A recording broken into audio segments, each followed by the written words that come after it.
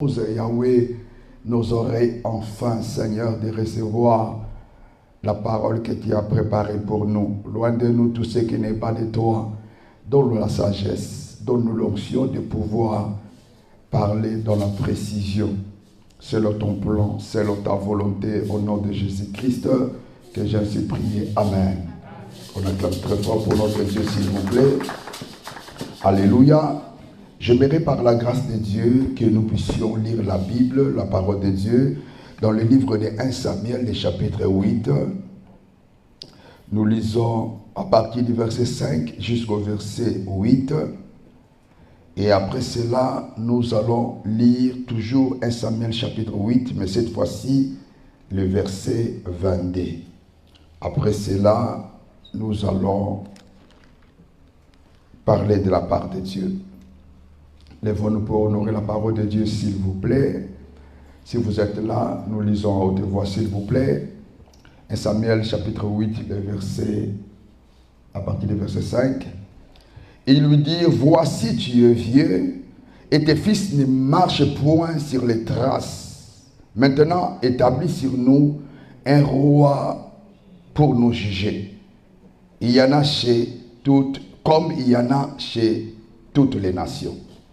Samuel vit avec plaisir qu'il disait. Samuel vit avec des plaisirs qu'il disait. Donne-nous un roi pour nous juger. Et Samuel prie à l'Éternel. L'Éternel dit à Samuel, écoute la voix du peuple dans tout ce qu'il te dira. Car ce n'est pas toi qui les rejettes, c'est moi qui les rejette, afin que je ne règne plus sur eux. Ils agissent à ton égard comme ils ont toujours agi depuis que je les ai fait monter d'Égypte jusqu'à ces jours. Ils m'ont abandonné pour servir d'autres dieux. Verset 22, s'il vous plaît. Et l'Éternel dit à Samuel, écoute leur voix et établis un roi sur eux. Et Samuel dit aux hommes d'Israël, allez-vous-en, chacun dans sa ville. C'est la parole du Seigneur. Père, je dis encore merci pour ces bons moments au nom de Jésus-Christ. Amen. Prenez place, que Dieu vous bénisse. Merci beaucoup. Alléluia. Bien-aimé dans le Seigneur, je suis en train de réclamer réellement ta victoire, ta délivrance. Je suis en train de réclamer au nom puissant de Jésus-Christ ta richesse, ta joie, ton sourire au nom de Jésus. Que toutes choses perdues, que toutes choses volées par l'ennemi, je les réclame au nom de Jésus, car cela t'appartient. Allez, reprends-les au nom de Jésus. Reprends-les au nom de Jésus.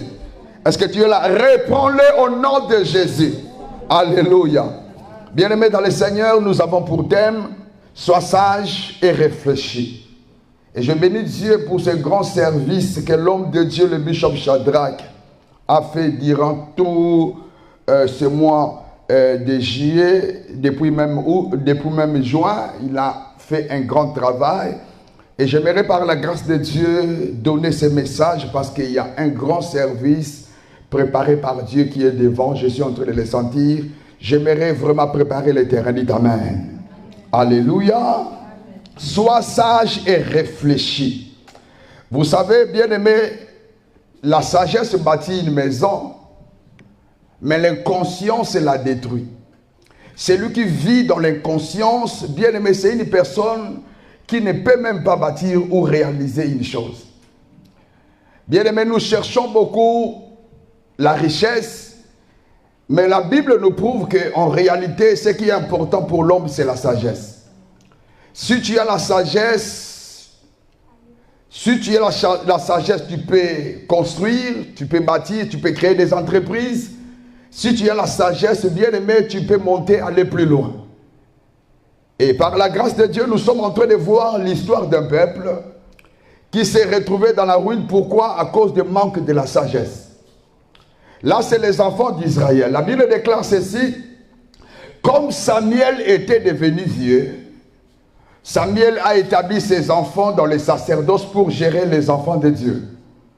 Et la Bible déclare ceci, que les enfants de Samuel ont commencé à mal gérer les enfants de Dieu. C'est comme cela que les enfants d'Israël, excités par la colère, excités par l'envoûtement, excusez-moi un peu les termes, ils ont commencé à crier contre Samuel en disant « Samuel, Samuel, on n'arrive plus à comprendre. Cette fois-ci, nous décidons que tu trouves un roi pour nous gérer. » Là, ce n'est plus Dieu. Là, c'est la chair maintenant qui parle. Bien-aimés dans le Seigneur, nous savons tous que Israël, c'est le peuple de Dieu. Israël, c'est un peuple choisi par Dieu. Dieu voulait qu'il soit lui-même comme étant le roi de ce peuple. Dieu avait établi ce peuple pour qu'il soit lui-même le roi, pour qu'il gère lui-même ce peuple. À chaque fois que l'Éternel Dieu voulait canaliser, voulait réellement mener ce peuple plus loin, il envoyait ses prophètes. En fait, c'est un peuple qui était géré par Dieu. Et celui qui jouait l'intermédiaire, l'Éternel Dieu, souvent il plaçait les juges. Il y a des fois où l'Éternel Dieu établissait aussi les prophètes. C'est un peuple qui n'était pas comme les autres. C'est un peuple que Dieu avait choisi. C'est un peuple que Dieu lui-même il gérait. Et cette fois-ci, le peuple prenant la décision de commencer à fonctionner, de commencer à faire les choses comme d'autres nations. Écoutez bien, aimés dans le Seigneur. Il y a des choses que j'aimerais parler avec vous dans la profondeur. Et je prie à ce que l'Éternel Dieu dispose réellement votre cœur. Vous savez, lorsque l'Éternel Dieu cherche à bénir un peuple, la première des choses que l'Éternel Dieu fera, c'est quoi? C'est de préparer le cœur, c'est de préparer la conscience. À chaque fois que l'Éternel Dieu descendait auprès de son peuple, il poussait d'abord Moïse à préparer d'abord le peuple. La Bible déclare que préparez-vous à la rencontre de l'Éternel Dieu. À chaque fois que Dieu veut accorder un mariage, à chaque fois que la bénédiction veut descendre dans une famille, la première des choses que l'Éternel Dieu cherche, c'est d'abord de réveiller la conscience. C'est d'abord d'établir la sagesse. C'est très important. S'il faut voir Dieu, la première des choses qui attire Dieu, c'est d'abord la conscience. Lorsque Dieu descendra, lorsque la bénédiction descendra dans ta maison, est-ce que tu auras la sagesse de bien la gérer? Lorsque Dieu t'accordera le mariage, lorsque Dieu te donnera de l'argent, est-ce que tu as la conscience, est-ce que tu as la sagesse de bien gérer l'argent que Dieu te donnera? C'est ça, bien-aimé, que nous voulons parler de la sagesse. Nous voulons parler, bien-aimé, dans le Seigneur, de la conscience pure. La Bible nous dit ceci: un peuple qui était guidé par Dieu, un peuple dont Yahweh lui-même était le roi. Cette fois-ci, il prend la décision de dire à Samuel: nous ne voulons plus être guidés par toi. Dieu a dit ceci: Samuel, ce n'est pas toi qui les rejette, c'est moi. Parce que c'est Dieu lui-même qui gère le peuple. Et Samuel n'était qu'un médiateur, si je peux le dire. Il jouait l'intermédiaire. Écoutez cette fois-ci. La Bible dira ceci, que Samuel a été touché. De voir comment le peuple souhaitait se comporter comme les autres. Si vous lisez la parole de Dieu, vous allez voir dans le verset 5, ils ont dit ceci: établis sur nous un roi pour nous juger, comme il y en a chez toutes les nations. Bien-aimé dans le Seigneur, tu ne peux pas vouloir se comporter comme les autres. Il y a beaucoup de gens, bien-aimés, par l'inconscience. Premier fruit de l'inconscience, c'est lorsque tu cherches à vivre, à marcher comme les autres. Oh, bien-aimé dans le Seigneur, celui qui est sage, celui qui a la sagesse de Dieu, consulte beaucoup Dieu pour faire les choses. Il cherche beaucoup plus la volonté de Dieu pour faire les choses. Mais celui qui vit dans l'inconscience, celui qui n'a pas la sagesse de Dieu, ce qu'il voudra, c'est quoi? C'est de pouvoir marcher comme les autres.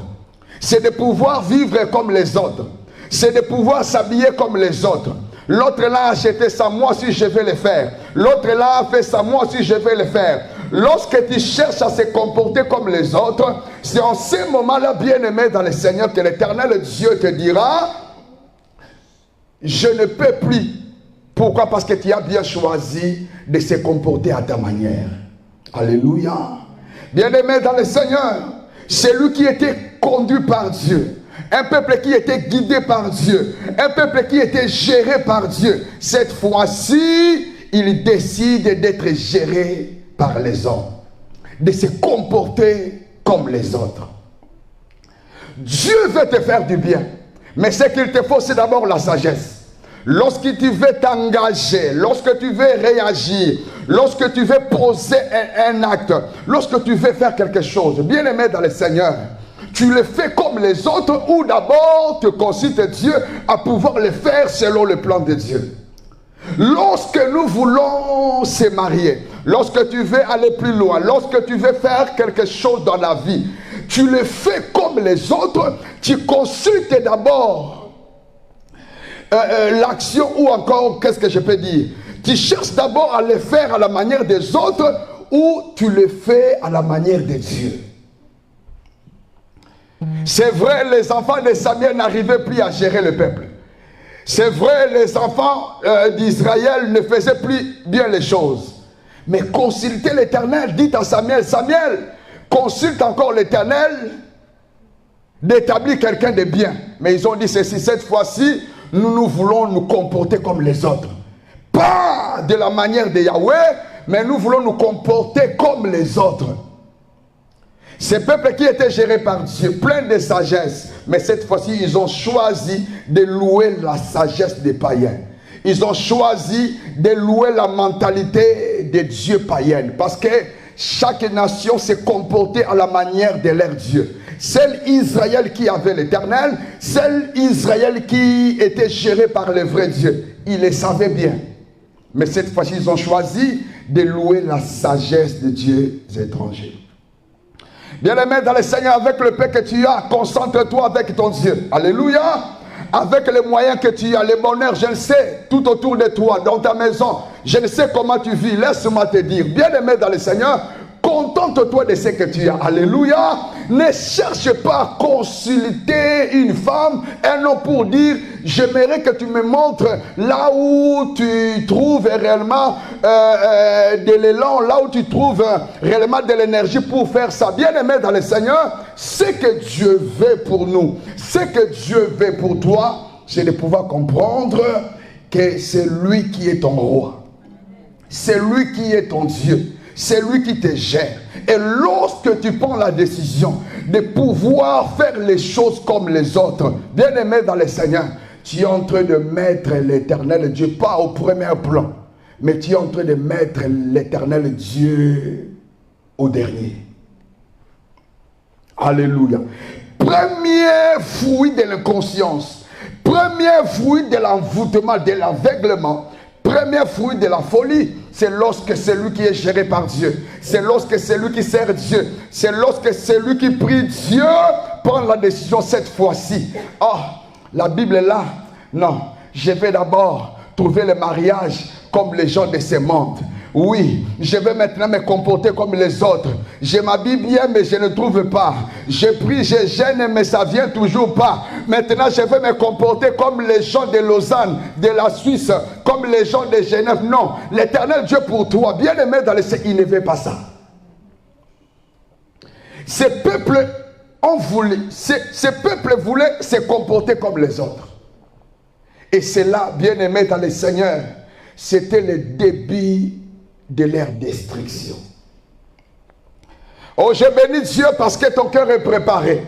Toi, tu n'es pas comme les autres. Mais j'aimerais seulement te dire que Dieu m'a dit de partager ce message au peuple, que nous devons nous comporter selon son plan. Alléluia. Même si tu n'as pas, bien aimé dans le Seigneur, nous avons connu l'humiliation jusqu'à 99% sur 100. Mais laisse-moi te dire, si tu connais la profondeur de la puissance de Dieu, bien aimé, ça sera difficile pour toi d'abandonner Dieu, pour se comporter selon les hommes de ce monde.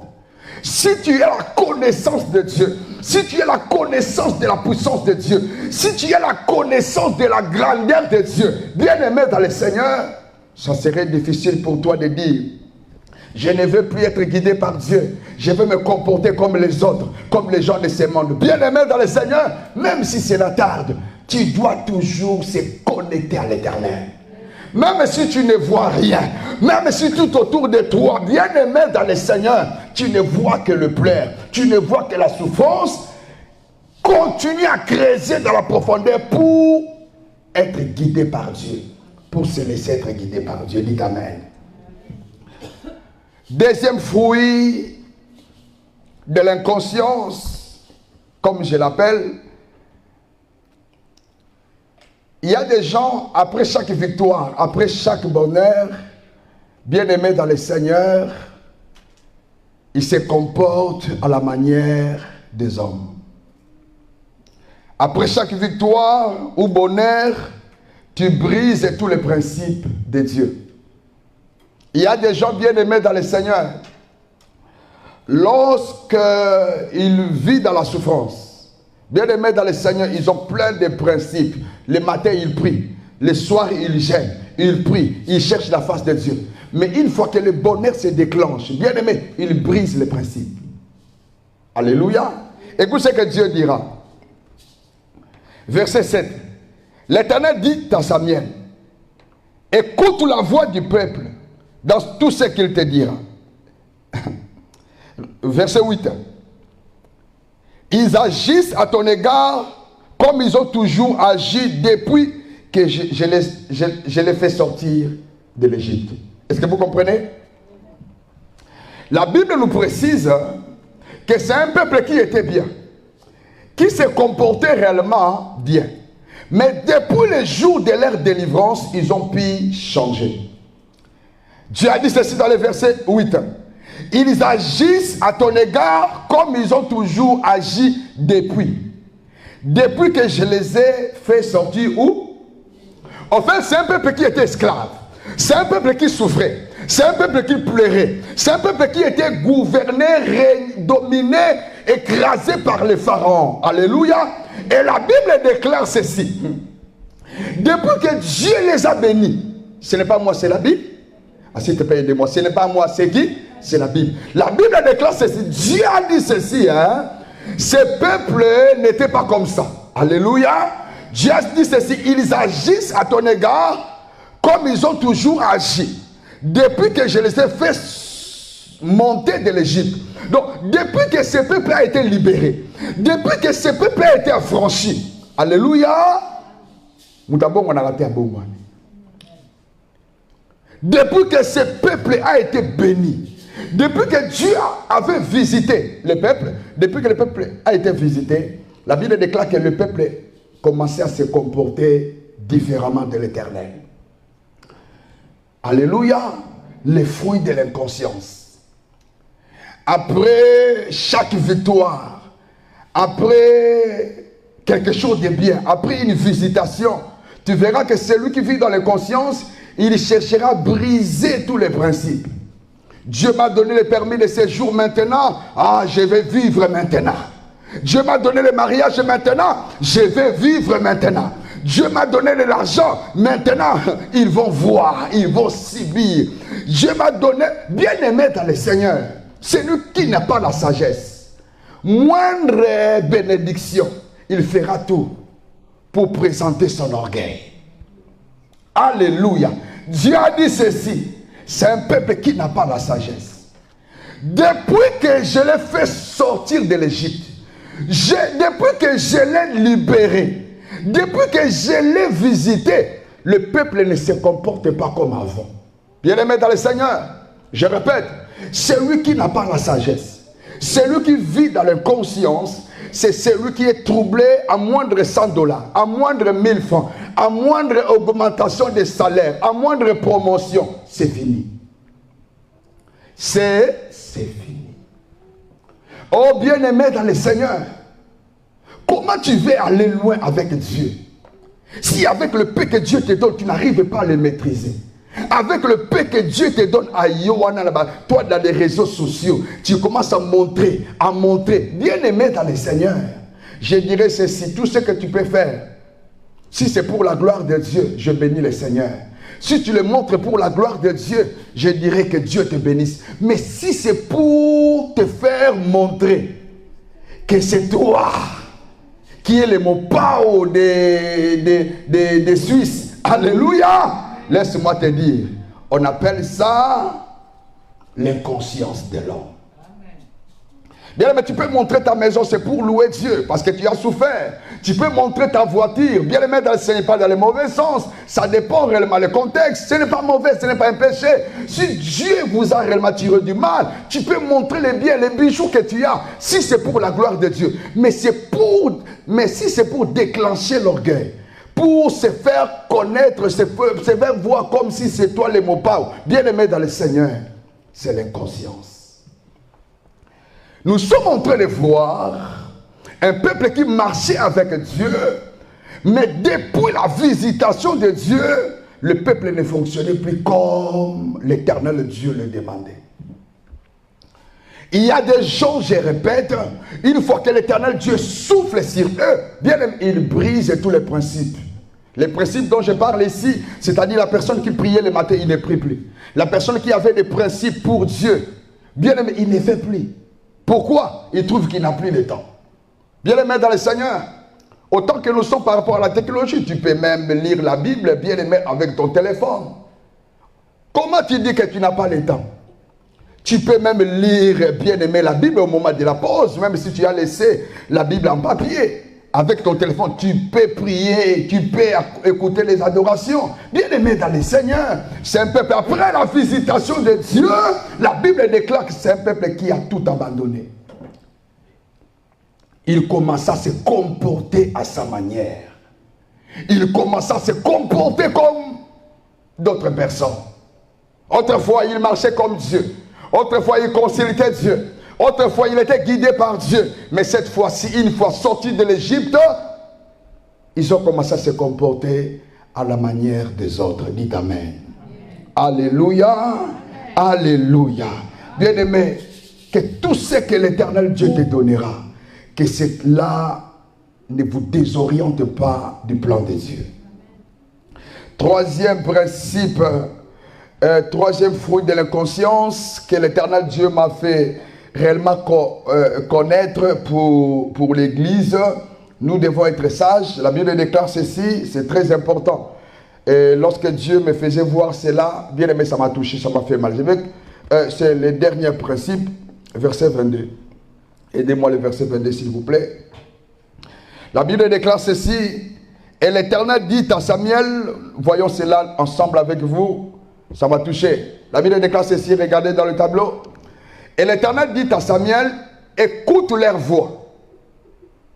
Dieu a dit, écoute leur voix, écoutez, et établis un roi sur eux. Alléluia. Bien aimé, c'est l'Éternel Dieu qui avait dit à Samuel d'établir le roi pour son peuple. Est-ce que vous êtes d'accord avec moi? C'est l'Éternel Dieu lui-même. Voyons maintenant la pensée de Dieu.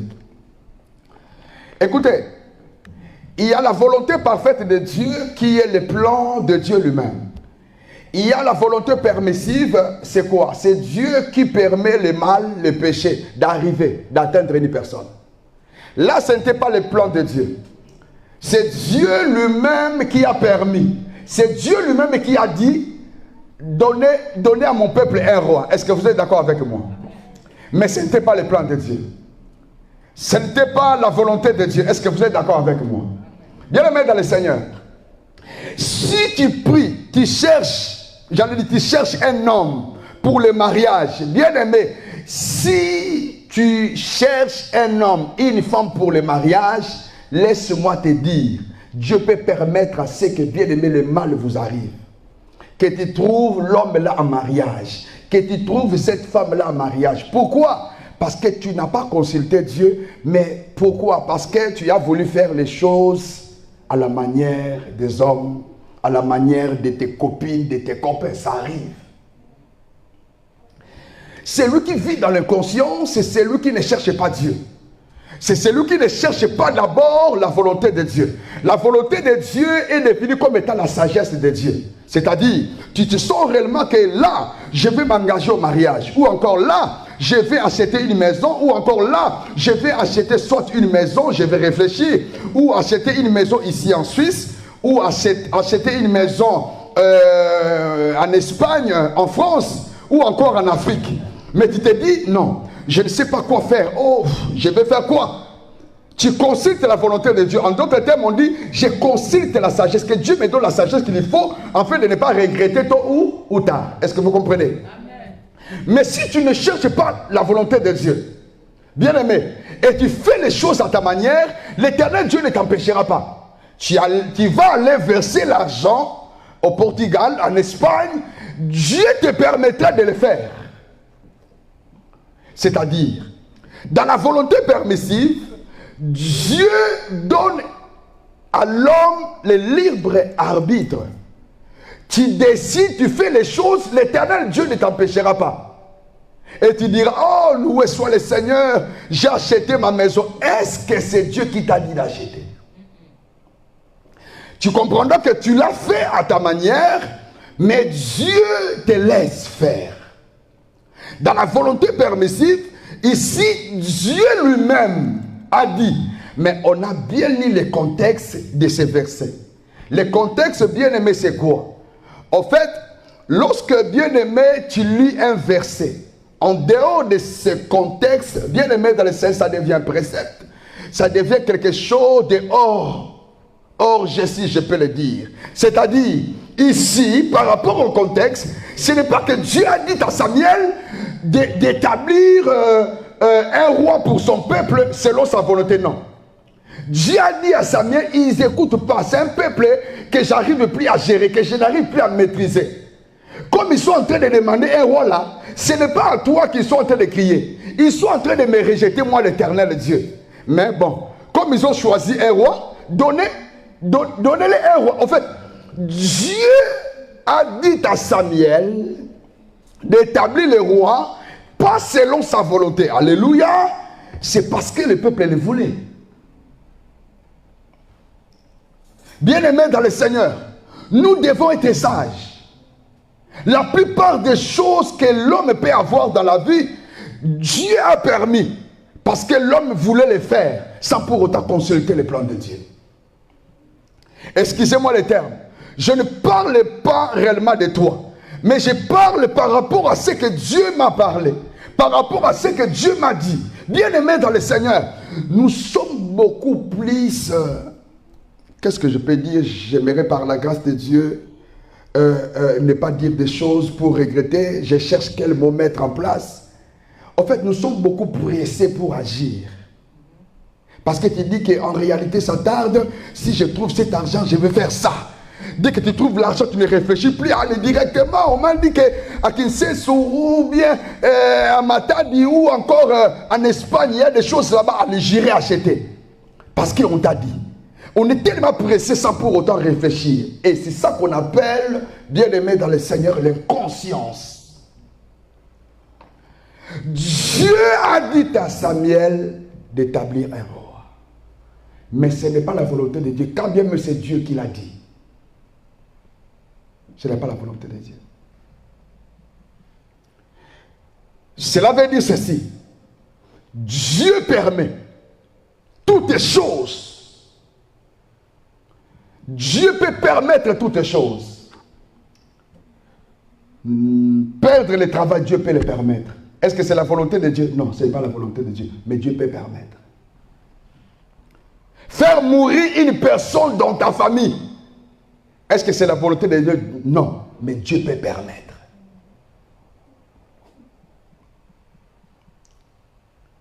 Perdre une maison, perdre une voiture, faire l'accident. Est-ce que c'est la volonté de Dieu? Non, mais Dieu peut permettre un accident. Est-ce que vous êtes là avec moi? C'est-à-dire que Dieu peut permettre à ce que le mal arrive à une personne. Dieu peut permettre à ce qu'une personne s'engage à un contrat. Mais comme il n'a pas consulté la volonté de Dieu, tôt ou tard, le contrat peut l'introduire à un accident. Le contrat peut l'introduire à la destruction. c'est contraire. Comme l'Éternel Dieu n'est pas l'auteur, comme on n'a pas voulu consulter les plans de Dieu, Dieu permettra cela, mais tôt ou tard, cela te poussera à regretter. C'est ça la volonté permissive.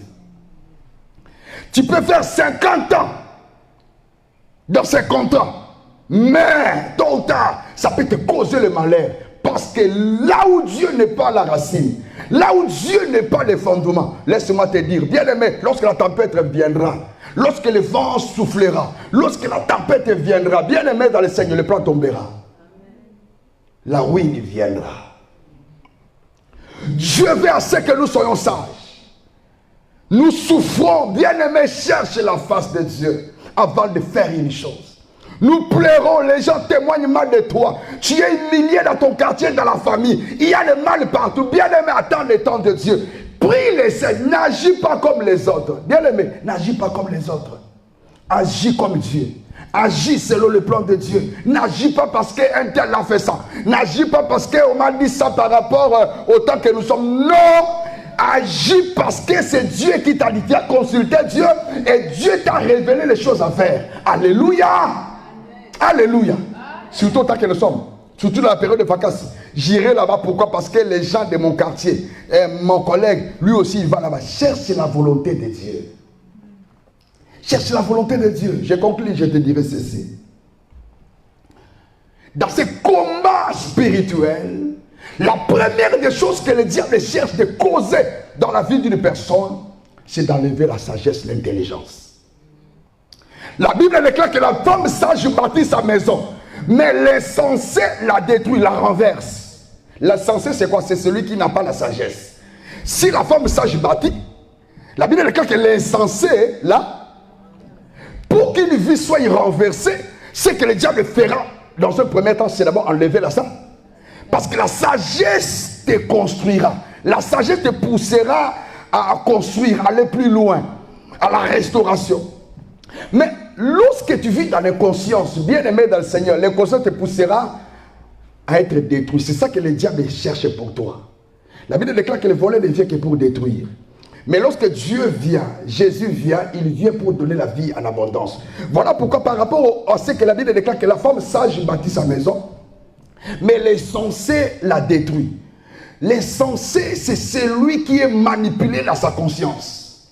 L'insensé, c'est celui dont l'esprit est manipulé, dont la sagesse est dirigée par une main noire. Oh bien-aimé dans le Seigneur, dans tout ce que tu voudras faire, refuse d'être manipulé par les hommes, refuse d'être manipulé par la famille. Dans toutes les décisions que tu dois faire, bien-aimé, consulte Dieu. Amen. Consulte Dieu. Consulte Dieu. Bien-aimé dans le Seigneur, Dieu te fera monter plus loin. Dieu t'amènera plus loin tôt ou tard. Même si l'âge est avancé, ne te comporte pas comme les autres. Bien aimé. Que les hommes de ce monde ne soient pas comme étant ton miroir pour te pousser bien aimé à se voir. Non.